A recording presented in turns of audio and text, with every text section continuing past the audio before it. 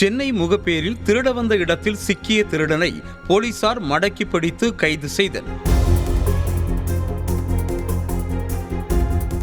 அரசர் தெருவைச் சேர்ந்தவர் கென்னடி. இவர் சென்னை உயர்நீதிமன்றத்தில் ஊழியராக பணியாற்றி வருகிறார். கென்னடி தனது குடும்பத்தினரோடு அவருடைய சொந்த ஊரான புதுக்கோட்டைக்கு சென்ற நிலையில் இதனை நோட்டமிட்ட மர்ம நபர் ஒருவன் அவருடைய வீட்டின் பூட்டை உடைத்து உள்ளே சென்றதாக கூறப்படுகிறது. அப்போது பூட்டு உடைக்கப்படும் சத்தத்தை கேட்டு வந்த பக்கத்து வீட்டுக்காரர் இதனை மறைந்திருந்து பார்த்த நிலையில் அந்த மர்ம நபர் வெற்றிகரமாக பூட்டை உடைத்து வீட்டிற்குள் சென்றதாக கூறப்படுகிறது.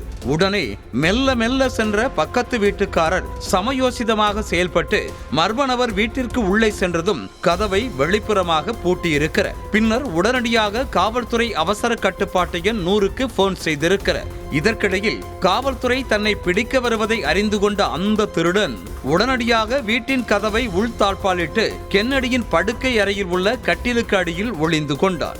இதனைத் தொடர்ந்து அங்கு விரைந்து வந்த ஜே நகர் காவல்துறையினர் கதவை வெகு நேரமாக தட்டி பார்த்ததை அடுத்து உடனடியாக தீயணைப்பு துறையினருக்கு தகவல் கொடுத்தனர். தகவல் அளித்து சம்பவ இடத்திற்கு விரைந்து வந்த தீயணைப்பு துறையினர் கதவை உடைத்து உள்ளே சென்று கட்டிலுக்கு அடியில் படுத்துக் கொண்டிருந்த திருடனை லாபகமாக பேசி வெளியே கொண்டு வந்தனர். இதனைத் தொடர்ந்து அவனை கைது செய்து ஜே நகர் காவல் நிலையம் அழைத்து சென்று விசாரணை மேற்கொண்ட போது அவனது பெயர் பாலமுருகன் என்றும் அவன் சென்னை வியாசர்பாடி கன்னிகாபுரம் பகுதியைச் சேர்ந்தவன் என்றும் இவன் மீது 10க்கும் மேற்பட்ட திருட்டு வழக்குகள் இருப்பதும் விசாரணையில் தெரிய வந்திருக்கிறது. திருடனுக்கு தேள் கொட்டியதைப் போல திருட வந்த இடத்திலேயே திருடன் மாட்டிக்கொண்ட சம்பவம் அந்த பகுதியில் பெரும் பரபரப்பை ஏற்படுத்தி இருக்கிறது.